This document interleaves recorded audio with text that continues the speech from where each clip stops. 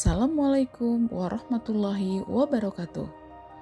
Kami dari kelompok 2 kelas 09002B1 calon guru penggerak angkatan 9 Kabupaten Banjarnegara akan menyampaikan hasil diskusi pada ruang kolaborasi modul 2.1 menganalisis implementasi pembelajaran.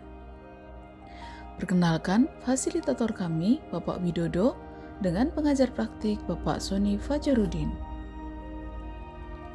Inilah profil kelompok kami yang terdiri dari Ibu Urip Nurkuntari, Ibu Ekani Yulianti, dan Bapak Didi Setioko. Pada kesempatan kali ini kami akan menganalisis skenario pembelajaran yang mengimplementasikan pembelajaran berdiferensiasi. Skenario pembelajaran yang kami bahas adalah skenario kasus 3 pada tingkat SMP. Pak Dudidam, seorang guru SMP, ingin mengajarkan muridnya materi tentang iklan. Tujuan pembelajarannya adalah murid-murid dapat menangkap makna secara kontekstual terkait fungsi sosial, struktur teks, dan unsur kebahasaan dari iklan tentang produk dan jasa. Pak Dudidam lalu membuat skenario pembelajaran sebagai berikut.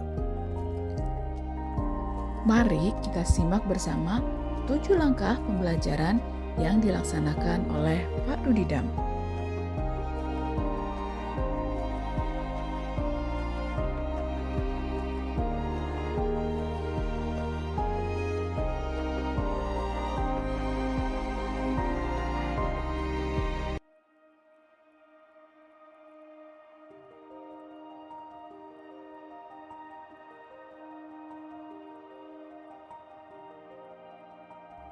Dari langkah kegiatan pembelajaran yang dilaksanakan oleh Pak Dudidam, kami berdiskusi untuk menjawab pertanyaan pemandu yang terdiri dari 3 soal berikut.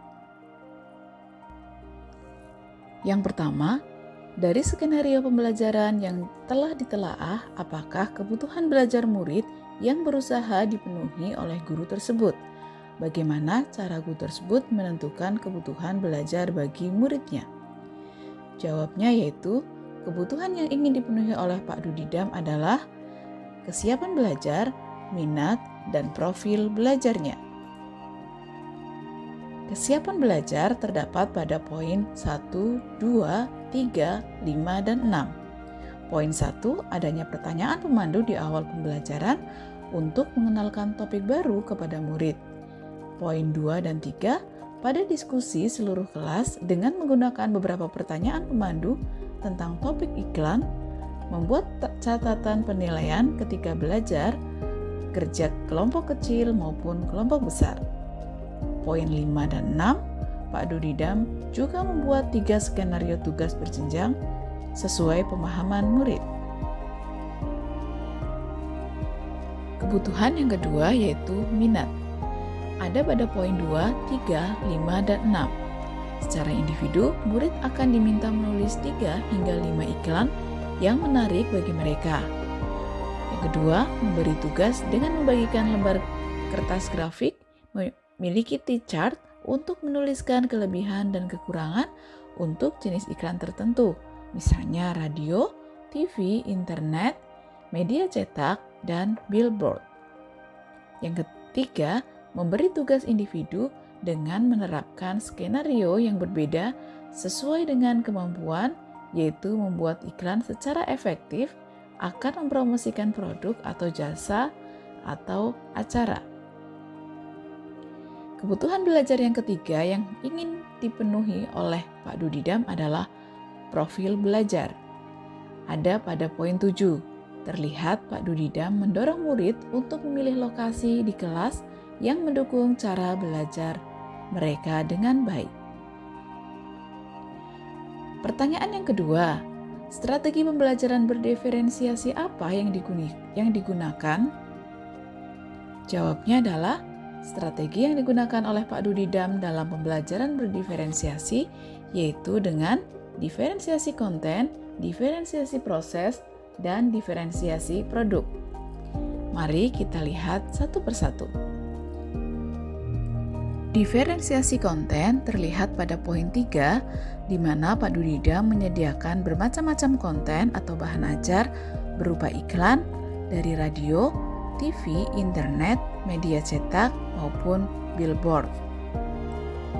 Kemudian, diferensiasi proses terlihat pada poin 2, 3, 4, 5, dan 6, di mana Pak Dudida melakukan kegiatan pembelajaran dengan sistem kerja secara individu atau berpasangan, dalam kelompok kecil atau dalam kelompok besar dalam seluruh kelas. Kemudian yang kedua, menerapkan skenario pembelajaran dengan tugas individu kepada murid-muridnya. Kemudian yang terakhir, mendorong murid untuk memilih lokasi kelas yang mendukung cara belajar mereka dengan baik. Diferensiasi produk terlihat pada poin 5 dan 6, di mana guru memberikan tugas individu dengan menerapkan skenario yang berbeda sesuai dengan kemampuan, yaitu membuat iklan secara efektif yang akan mempromosikan produk atau jasa atau acara. Pertanyaan yang ketiga adalah, bagaimana guru tersebut melakukan penilaian? Jawabnya, strategi yang digunakan Pak Dudidam dalam melakukan penilaian ada 3, yaitu Assessment for Learning, Assessment of Learning, dan Assessment as Learning.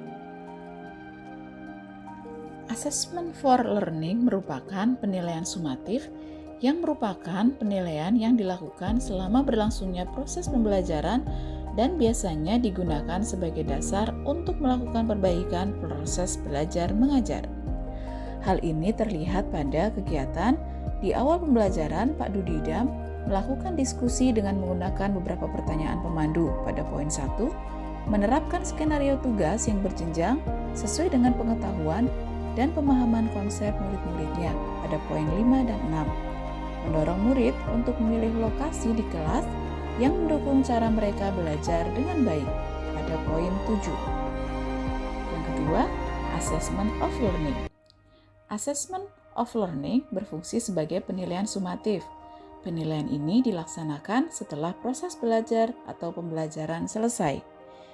Ini dilakukan oleh Pak Dudidam dengan memberikan tugas dengan menerapkan skenario tugas yang berjenjang sesuai dengan pengetahuan dan pemahaman konsep murid-muridnya.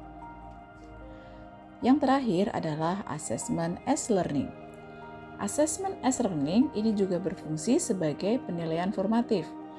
Penilaian ini merupakan penilaian pada proses pembelajaran dan melibatkan murid-murid secara aktif dalam kegiatan penilaian tersebut.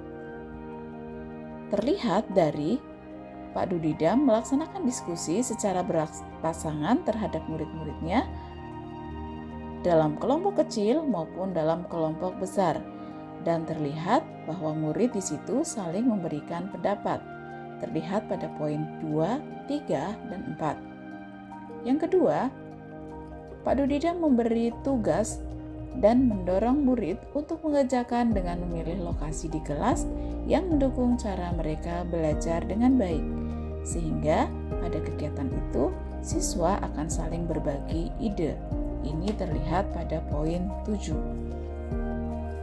Tindak lanjut dari apa yang sudah dilakukan oleh Pak Dudidam dalam kegiatan pembelajaran di tingkat SMP, yaitu yang pertama adalah perlu adanya kegiatan refleksi di akhir pembelajaran. Yang kedua, sangat penting mempertimbangkan kegiatan pembelajaran dan alokasi waktu dalam perencanaan kegiatan pembelajaran. Sekian dari kelompok kami. Terima kasih. Assalamualaikum warahmatullahi wabarakatuh.